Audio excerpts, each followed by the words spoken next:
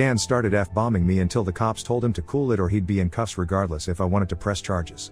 He sucked in his lips and looked a mix of afraid and supremely pissed off. I asked the cops if they could stick around until my parents, brother and Sil had all left. And they said they had no intention of going anywhere until this had been resolved. In fact, in the next few minutes 2 cops became 4 as more drove in for whatever reason. That gave my parents some extra incentive to get moving. I made Dan give me the keys to the new lock he'd put on my front door. Though I got another lock the next day anyway because I didn't know if he had copies of the keys or not, he was really reluctant to hand them over. Then instead of handing them to me, he actually threw them down the street and into a storm drain while saying to go get them myself. But one of the cops scolded him for that and made him go get them. He had to pull the grate off just to get at them. And he got pretty dirty in the process. When he got the keys back, he just grumbled then slammed them down into my hand. I then told them all to leave and never come back.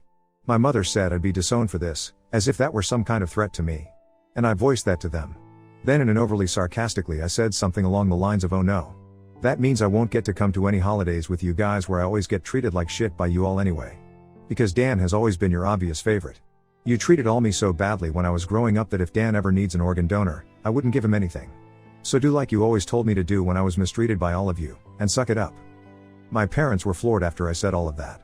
And the quartet of cops were looking pretty judgmental at them as well. I tell you, if you want to put nasty parents like mine on the spot, confront them in front of cops. Because they'll likely not try anything really stupid then. My mother just started crying and walking away. My father just stood there looking like he wanted to hit me.